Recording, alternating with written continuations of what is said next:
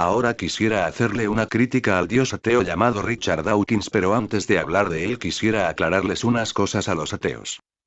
Primero, un comentario muy difundido es que de la Biblia nosotros tomamos al pie de la letra solo lo que nos conviene, y esto no es así. Tomamos al pie de la letra los evangelios, que es la palabra de Jesucristo, el Hijo de Dios. Ya saben, ese niño que salió de madre virgen y del que por suerte se conserva su sangre, así que un día la ciencia podrá confirmar si efectivamente es cierto. Y puede que se lleven algunos ateos una bofetada tan grande como la que se llevaron cuando se enteraron de que existían los milagros y la sábana santa. A ver cómo encajan ellos eso en su realidad. Todo el Antiguo Testamento es solo una referencia de la cual se debe de sacar verdades morales.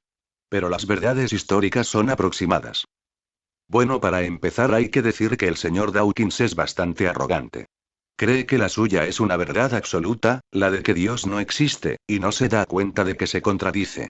Si de verdad Dios no existe, nosotros somos libres de pensar lo que creamos y lo que cada persona piense será la verdad, como dijo Protágoras, así que no hay verdades absolutas. Esto según el ateo. Pero según el creyente, al existir Dios, sí existen las verdades absolutas como son el bien y el mal, puesto que éstas se rigen en base a Dios. Pero al eliminar a Dios, ¿podemos poner la verdad absoluta como el bien en manos de la justicia, no? Pues claro que no, puesto que el sistema jurídico es tan imperfecto como el ser humano, y así solo conseguiríamos convertir la justicia en una democracia. Eso de democracia suena bien, ¿verdad? Pues no, mis buenos amigos ateos, puesto que si el bien es lo que la mayoría piensa que es el bien, entonces entramos en un mundo en el cual si la mayoría de la gente piensa que matar por venganza está bien, habría que encerrar a todo aquel que se limitara a poner una denuncia. Para que se enteren si Dios no existe, nada tiene sentido, y entonces no se puede hablar de verdades. Otra cosa que me irrita bastante es que Dawkins diga que todos los creyentes lo somos por adoctrinamiento y no por libertad. Pues que sepan que ahora que me he puesto a razonar sobre esto tengo mucha más fe que la que tenía de pequeño. A ver cómo consiguen explicarme esto ustedes sin recurrir a sus típicas burlas malintencionadas que utilizan cada vez que los creyentes les ponemos en un callejón del que la lógica no puede sacarlos. Eso es síntoma de debilidad, así que no me lo hagan más porque me estarían dando la razón. A lo que voy. Richard Dawkins es un biólogo que se piensa que por ser biólogo sabe de todo y está altamente cualificado para hablar de todo. Richard Dawkins se dijo un día: Dios no existe. Y pensó: si lo digo yo, esto tiene que ser verdad por cojones.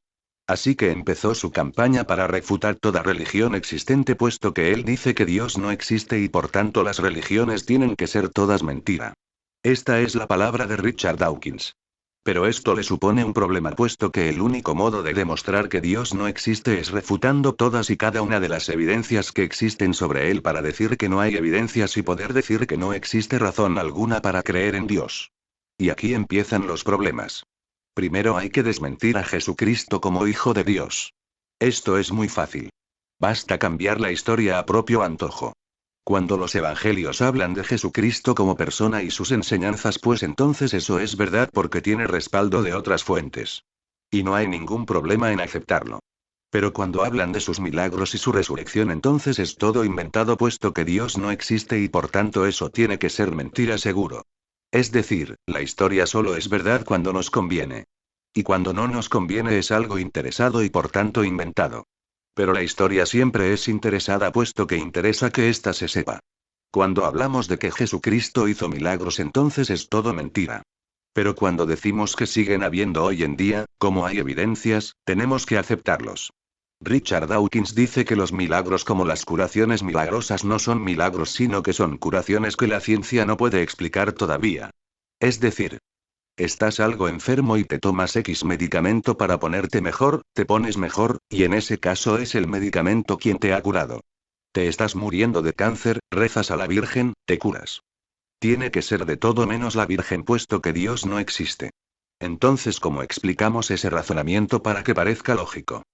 Que me lo explique un ateo, porque yo no lo entiendo.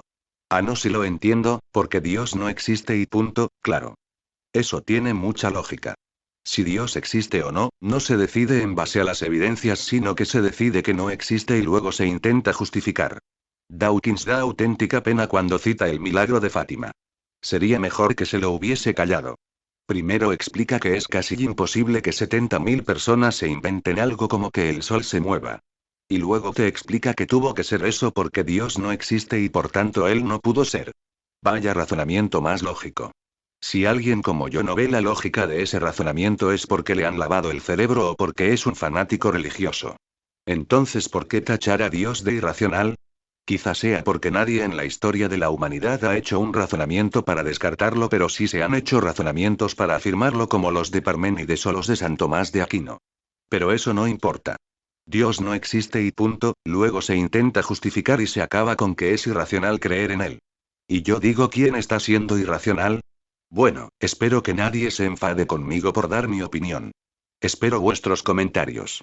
Haré más vídeos sobre religión y otros argumentos como los que ya he hecho para complacer a todo el público en lo que viene siendo posible. Les saludo y que tengan un feliz día.